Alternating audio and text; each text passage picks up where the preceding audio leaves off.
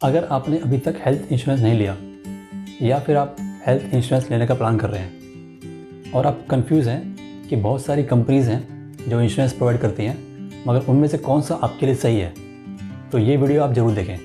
हमारा एक पहला वीडियो है 11 रूल्स ऑफ फाइनेंशियल प्लानिंग। अगर आपने वो देखा होगा तो आप समझेंगे कि इन्वेस्टमेंट और फाइनेंशियल इमरजेंसी दोनों एक दूसरे से जुड़े हुए हैं। मगर इन्वेस्टमेंट से पहले आपको अपने आप को प्रिपेयर करना है आपकी फाइनेंशियल इमरजेंसीज़ के लिए। उनमें से एक है हेल्थ इंश्योरेंस। भगवान न करे अगर आपके घर में कोई बीमार पड़ता है और उनको हॉस्पिटलाइज होना पड़ता है तो उसकी जो मेडिकल बिल हैं वो आपकी पॉकेट से ना जाएं और आप उस इमरजेंसी के लिए प्रिपेयर रहें। इन्वेस्टमेंट के लिए प्लान करने से पहले अपने आप को प्रिपेयर करें इमरजेंसी के लिए। हमने पहले ही बताया हुआ है हमको अपना सेविंग्स कहाँ इन्वेस्ट करनी है और कैसे अपने आप को प्रिपेयर करना है। तो इसके लिए आप हमारा पहला वीडियो देखें, रूल्स ऑफ फाइनेंशियल प्लानिंग। तो आइए स्टार्ट करते हैं अपना वीडियो।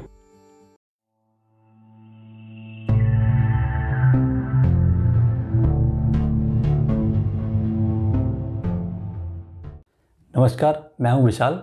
आप देख रहे हैं हमारा चैनल सोच समझकर।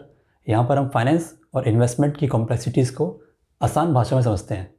आज इस वीडियो में हम बात करेंगे कि हमको हेल्थ इंश्योरेंस के फ़ायदे क्या क्या हैं, हमारे लिए हेल्थ इंश्योरेंस क्यों ज़रूरी है, हेल्थ इंश्योरेंस लेने से पहले किन किन चीज़ों को हमको चेक करना चाहिए और कौन सा इंश्योरेंस हमारे लिए सूटेबल है। जब भी हम हेल्थ पॉलिसीज़ या हेल्थ इंश्योरेंस की बात करते हैं तो ये दो टाइप के होते हैं। एक होती है इंडिविजुअल पॉलिसी जो आप अपने लिए खाली लेते हैं एक सिंगल पर्सन के लिए। दूसरा है फैमिली फ्लोटर यानी कि अगर आपकी फैमिली के अंदर 4 मेंबर हैं, हस्बैंड वाइफ और 2 बच्चे, तो आप उनकी सबकी एक ही पॉलिसी लेते हो। फॉर एग्जांपल एक पॉलिसी आपने लिया 5 लाख की। तो अगर आपकी फैमिली में 1 साल के अंदर 2 मेंबर बीमार होते हैं जिनका अलग अलग बिल 2 या 2 लाख का है, तो आपको 4 लाख रुपए क्लेम मिल जाएंगे हेल्थ इंश्योरेंस कंपनी से और बचेगा आपका 1 लाख का और कवर जो आप किसी थर्ड मेंबर के लिए यूज़ कर सकते हैं। तो पहले बात करते हैं इंश्योरेंस हमको क्यों लेना चाहिए, क्यों ज़रूरी है। जैसा कि मैंने अपने इंसिडेंट में बताया कि अगर कोई हमारी फैमिली में बीमार होता है और आज की डेट में जो मेडिकल एक्सपेंसेस हैं वो बहुत ज़्यादा बढ़ चुके हैं, तो वो मेडिकल बिल पे करने के लिए हमको अपनी जेब से पैसा न लगाना पड़े और जो हमारा पर्पज़ है फाइनेंशियल प्लानिंग के या फाइनेंशियल इन्वेस्टमेंट के हमारे जो गोल हैं वो अफेक्ट ना हो पाएँ। अगर हमारे पास इंश्योरेंस नहीं है तो हमको अपने गोल को स्टॉप करके वो पैसा मेडिकल बिल में भरना पड़ेगा। दूसरा, अगर आपकी मेडिकल ट्रीटमेंट बहुत कॉस्टली है तो अगर आपके पास इंश्योरेंस है तो आप उसे पे कर सकते हो बिना हिचक के। मगर अगर आपके पास इंश्योरेंस नहीं है तो आप चाहोगे कि उसमें कुछ कॉम्प्रोमाइज़ हो जाए या हमको थोड़ा चीपर ट्रीटमेंट मिल जाए। तीसरा, इसके अंदर आपको गवर्नमेंट से टैक्स रिबेट भी मिलता है सेक्शन 80D के अंदर। तो हेल्थ इंश्योरेंस लेने से पहले पहला सवाल क्या आता है कि हमको कितने अमाउंट का कवर लेना चाहिए। तो इसका एक बेसिक थंब रूल है कि आपके सिटी के अंदर या आपके शहर के अंदर जो एवरेज हार्ट सर्जरी का खर्चा है आप उतना हेल्थ पॉलिसी ले लें अपनी फैमिली के लिए, जो कि अमूमन आजकल मेट्रो सिटीज़ के अंदर 7.5 लाख के आसपास है। या फिर जैसे हमने बात की इमरजेंसी फ़ंड जो कि आपकी 6 महीने की सैलरी होनी चाहिए, उतने अमाउंट का आप फैमिली फ्लोटर पॉलिसी ले लें।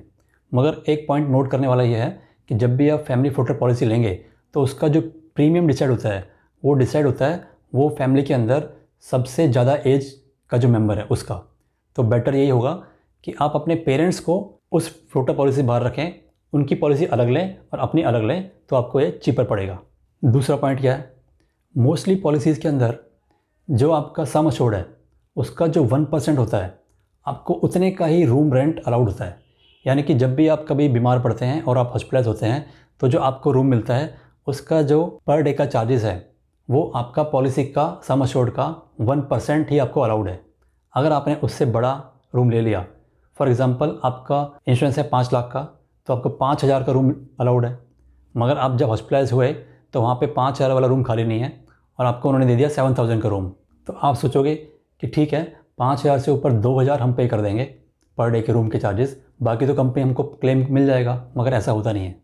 कंपनीज़ क्या करती हैं कि आपका रूम रेंट की कैपिंग के ही साथ में बाकी चार्जेस भी लिंक होते हैं। सर्जरी की चार्जेस, डॉक्टर की फ़ीस के चार्जेस, पीपी किट के चार्जेस, मेडिसिन के चार्जेस, तो सारी बिल्स के अंदर आपका एक अमाउंट परसेंटेज के हिसाब से आपको पे करना पड़ेगा, जो कि सही नहीं है। क्योंकि हम प्रीमियम क्यों पे करते हैं? क्योंकि अगर हम बीमार हुए तो हमको हॉस्पिटल का खर्चा हमारी इंश्योरेंस कंपनी पे करेगी। अब अगर हमने रूम खाली महंगा ले लिया या अपनी लिमिट के बाहर ले लिया तो खाली वही डिफरेंस हमको पे करना चाहिए। अब इसके ऊपर IRDAI का अभी तक कोई रूल आया नहीं है, पता नहीं क्यों नहीं आया, पर आपको इसमें नहीं फंसना है। आपको जब भी पॉलिसी लेनी है तो आपको एजेंट को चेक करना है कि इसके अंदर रूम रेंट कैपिंग कितनी है, और बेटर ये होगा कि आपके वहाँ पे जो हॉस्पिटल है उसमें जाके आप चेक करो जिस रूम में आप रहना चाहते हो उसका चार्जेस कितना है, और आने वाले 5 साल के बाद वो कितना बढ़ने का उम्मीद है, तो आप अपने हिसाब से उतना सम एश्योर्ड ले सकते हैं। अब सवाल यह है, थर्ड पॉइंट, कि कौन सी कंपनी को हम चूज़ करें हेल्थ इंश्योरेंस लेने के लिए। क्योंकि जैसे ही आप साइट पे डालते हो गूगल पे, बहुत सारी कंपनीज़ के ऑफ़र आएंगे, बहुत सारी पॉलिसीज़ आएंगी। अब आपको क्या लगेगा कि जो सबसे सस्ता है वो अच्छा है, पर ऐसी गलती करना मत आप। अब इंश्योरेंस में कंपनी क्या करती हैं कि हमारी कंपनी का क्लेम सेटलमेंट रेशियो 99% है। अब एक और टर्म आ गया इसके अंदर, क्लेम इंकर्ड रेशियो अबव 90% है। मैं बता दूं कि क्लेम सेटलमेंट रेशियो और क्लेम इंकर्ड रेशियो ये दोनों ही अलग बातें हैं। क्लेम सेटलमेंट रेशियो मतलब अगर एक कंपनी के पास पूरे साल के अंदर 10 क्लेम आए और उसने 9 क्लेम को अप्रूव कर दिया तो उसका रेशियो होगा 90%। मगर क्लेम इंकर्ड रेशियो थोड़ा बेटर टर्म है। इसमें क्या होता है कि अगर एक कंपनी ने पूरे साल के अंदर 100 करोड़ का प्रीमियम कलेक्ट किया है, मगर जो उसने क्लेम रीपे किए वो हैं 90 करोड़, तो उसका क्लेम इंकर्ड रेशियो 90% है। यानी कि जो पैसा उसने कलेक्ट किया और जो पैसा उसने रीपे कर दिया, जो बच गया वो उसका प्रॉफिट है। तो ये क्लेम इंकर्ड रेशियो अगर 100% होगा, इसका मतलब कंपनी सबकी क्लेम पे कर रही है मगर उसकी हालत ख़राब है क्योंकि उसके पास कंपनी को मैनेज करने की कुछ भी नहीं है, तो वो भी अच्छा नहीं है। अगर कंपनी का claim incurred ratio less than 50% है, इसका मतलब 10 में से 5 क्लेम वो रिजेक्ट कर देती है, तो वो भी अच्छा नहीं है।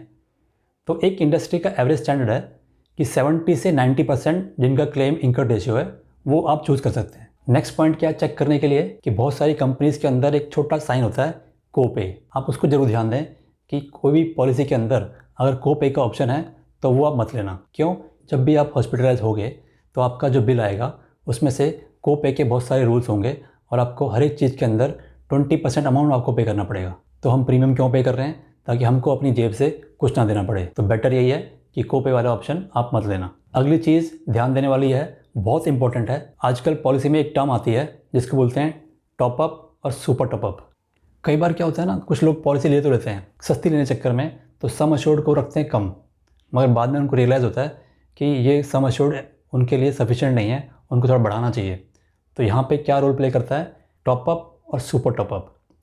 और बहुत से लोगों को मालूम नहीं है कि टॉपअप और सुपर टॉपअप ये कोई राइडर या एडिशनल वो नहीं है आपकी एग्जिस्टिंग पॉलिसी के अंदर, ये एक इंडिविजुअल स्टैंड अलोन पॉलिसीज़ हैं। तो ये आप किसी भी कंपनी से, किसी और कंपनी से भी ले सकते हैं। ये ज़रूरी नहीं है कि वो टॉपअप और सुपर टॉपअप आपको उसी कंपनी से लेना है जिससे आपने बेस पॉलिसी ली हुई है। मैं क्या रिकमेंड करूँगा कि बिना कुछ दिमाग लगाते हुए टॉपअप कभी मत लेना, सुपर टॉपअप हमेशा लेना। मैं ऐसा क्यों बोल रहा हूँ? क्यों? पहले समझते हैं टॉपअप को। फॉर एग्ज़ाम्पल, अगर आपकी बेस पॉलिसी 5 लाख की है और आपने एक और टॉपअप लिया हुआ है 5 लाख का, तो आपका टोटल जो सम एश्योर्ड है वो हो गया 10 लाख। फॉर एग्ज़ाम्पल, अगर आपकी फैमिली में कोई हॉस्पिटलाइज होता है और उसका बिल आता है 8 लाख रुपए, तो 5 लाख आपके बेस पॉलिसी में से और 3 लाख आपके टॉपअप में से आपका बिल पे हो जाएगा, आपकी जेब से कुछ नहीं जाएगा। मगर अगर उसी साल के अंदर कोई और मेंबर हॉस्पिटलाइज होता है और उसका बिल आता है 2 लाख रुपया, तो आपको लगेगा कि आपके पास तो अभी आपके टॉपअप में अमाउंट बचा हुआ है, उससे आप वो क्लेम कर सकते हो। मगर ऐसा नहीं है, क्योंकि टॉपअप तभी एक्टिवेट होता है जब आपका बेस ख़त्म हो जाएगा, यानी कि आपका बेस की लिमिट पहुंच जाएगी। अगर आपका बिल 5 लाख से ऊपर आएगा तभी टॉपअप एक्टिवेट होगा, अदरवाइज़ नहीं होगा। मगर इस बार आपका बिल क्या है? 2 लाख। टॉपअप पॉलिसी क्या मालूम है कि पहले 5 लाख का जो अमाउंट है वो या तो आप पे करोगे या आपकी पहली बेस पॉलिसी पे करेगी। जब 5 लाख ख़त्म हो जाएंगे तब मुझे मालूम पड़ेगा कि मुझे अपने अमाउंट में से पे करना है। और मान लो कि आपका बिल आता है ज़्यादा का, यानी कि आपका बिल आ गया 7 लाख का, जो कि 5 से ऊपर है, मगर आपका पहले ही वो साल के अंदर बेस आप एग्जॉस्ट हो चुका है, तो वो तो आपको पे करना पड़ेगा पहले 5 लाख, उसके बाद 2 लाख टॉपअप में से आपका जाएगा। तो ये टॉपअप लेने का ड्रॉबैक है। अब समझते हैं सुपर टॉपअप को। अब सुपर टॉपअप के अंदर भी सेम एग्जांपल लेते हैं कि for example base policy 5 lakh की है, आपका टॉपअप है 5 लाख और टोटल 10 लाख का कवर है।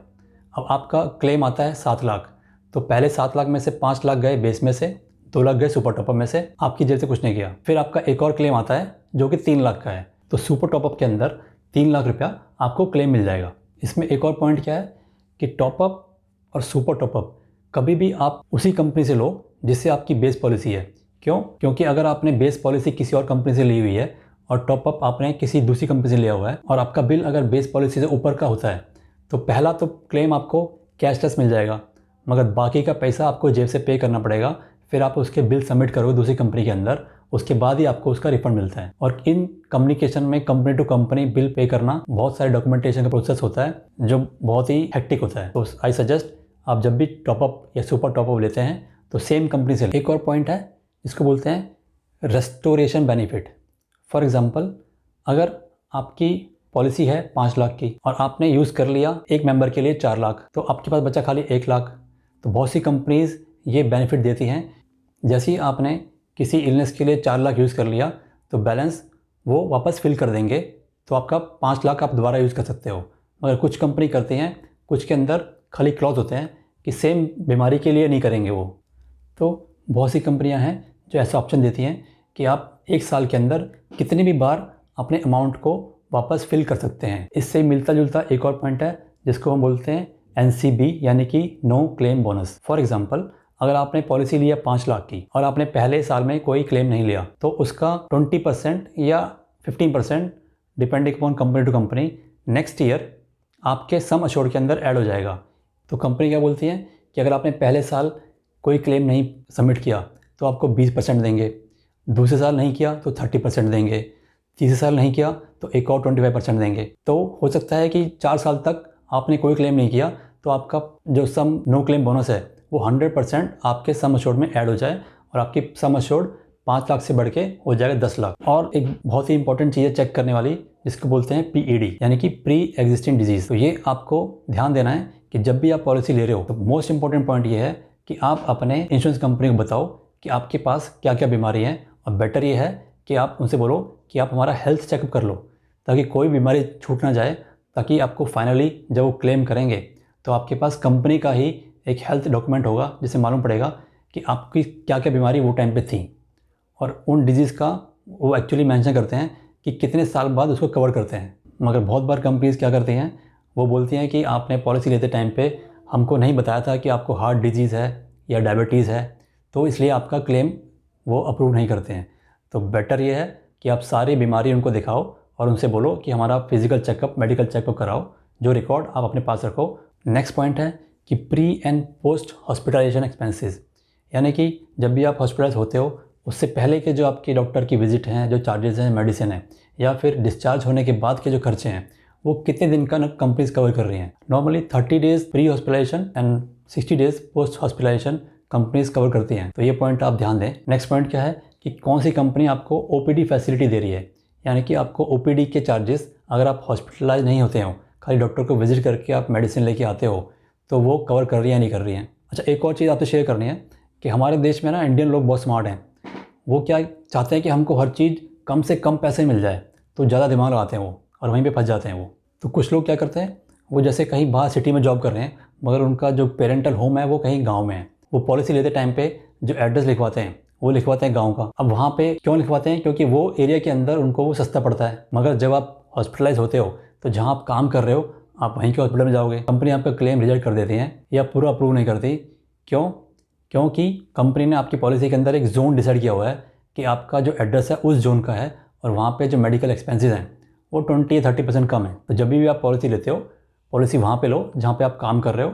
अगर आपको अपने पेरेंट्स को इंक्लूड करना है तो पेरेंट्स की सेपरेट पॉलिसी लो जहाँ पे वो रहते हैं। कि एक और क्लॉज होता है जिसको बोलते हैं रीजनेबल एंड कस्टमरी क्लॉज। एक केस में क्या हुआ कि एक आदमी हॉस्पिटलाइज हुआ, फिर उसका क्लेम आया कुछ अराउंड 7.5 लाख। हॉस्पिटल ने उनका क्लेम खाली 5 लाख ही अप्रूव किया।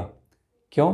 क्योंकि उन्होंने बताया कि वो सिटी के अंदर जो बाकी हॉस्पिटल थे उनके अंदर जो उसका ट्रीटमेंट का एक्सपेंस है वो 7.5 नहीं है, सेम बीमारी का एक्सपेंस वो 5 लाख है, तो हम खाली एवरेज क्लेम देंगे। तो ये क्लॉज भी आप एक बार चेक कर लें, वेरीफाई कर लें, एजेंट से पूछें उससे कि ये क्लॉज है कि नहीं। और हमने सारे चेक पॉइंट डिस्कस कर लिए कि हेल्थ इंश्योरेंस लेने से पहले हमको क्या क्या चेक करना है पॉलिसी के अंदर। मगर ये हम बात कर रहे हैं लेने की। पहले पॉइंट क्या आता है कि आप अपनी फैमिली की रिक्वायरमेंट के हिसाब से अपनी लिस्ट बनाओ कि आपके लिए ज़रूरी क्या है, कि आपको कितने अमाउंट का लेना है, आपको कौन सी सिटी में लेना है, आपको कितने मेंबर कवर करने हैं। और सबसे बेटर क्या है, किसी भी वेबसाइट के ऊपर आप अपनी रिक्वायरमेंट डाल दो, उनके सेल्स के जो एजेंट है वो आपको खुद ही फ़ोन करेंगे। आप उनसे सवाल पे सवाल करो, फिर उनसे आप एक फाइनल अमाउंट लेके फिर दूसरी कंपनी को अप्रोच करो। थोड़ा इसके ऊपर वर्किंग करनी पड़ेगी, टाइम लगाना पड़ेगा।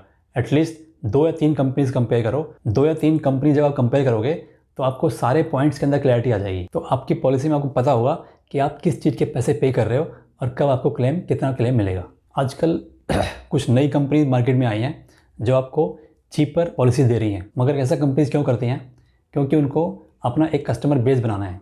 तो हो सकता है आने वाले टाइम के अंदर अपनी चीज़ों को एक्सपेंसिव कर दें, अपना प्रीमियम बढ़ा दें। तो ऐसे ऑफ़र में ना जाएं। जो पहले से कंपनी मार्केट में हैं, अपनी एक पहचान बना चुकी हैं, उनसे पॉलिसी लें अपनी, जहाँ से आपको पूरा कस्टमर सपोर्ट मिले। ये इंश्योरेंस सीरीज़ का हमारा दूसरा वीडियो है। हमने पहले वाले वीडियो में आपको बताया था कि जब आपको क्लेम लेने में दिक्कत आती है तो आपको कहाँ पे अपना क्लेम के लिए आवाज़ उठानी है। आज हमने आपको बताया कि आपको पॉलिसी लेने से पहले क्या क्या चेक पॉइंट हैं। मैं रिकमेंड करता हूँ कि आप फाइनेंशियल प्लानिंग से पहले अपनी इमरजेंसी प्लानिंग कीजिए, ताकि आपकी जो गोल्स हैं इन्वेस्टमेंट के वो अचीव हो जाएं और आपकी प्लानिंग डिस्टर्ब ना हो। अगर आपके कुछ भी डाउट्स हैं किसी पॉलिसी के लिए या किसी भी पॉलिसी टर्म के लिए या किसी क्लॉज के लिए, तो आप हमको कमेंट करें, हम आपको हेल्प करेंगे। जाने से पहले एक और पॉइंट है, हमारे इंडिया के अंदर एक क्लास ऑफ पीपल ऐसी है जिनको हेल्थ इंश्योरेंस में इन्वेस्ट नहीं करना चाहिए। और वो कौन होते हैं? जो वर्किंग क्लास है और उनकी सैलरी 21,000 के अंडर आती है, तो उनको हेल्थ इंश्योरेंस की ज़रूरत नहीं है। अगर आप ये जानते हैं क्यों, तो हमको कमेंट करें, इसको हम डिस्कस करेंगे अपने अगली वीडियो के अंदर। फिर मिलेंगे अगली वीडियो के अंदर। तब तक के लिए सीखते रहिए, कमाते रहिए। धन्यवाद। वीडियो को लाइक कर दें और चैनल को सब्सक्राइब करके बेल आइकन को प्रेस करके ऑल पर क्लिक कर दें,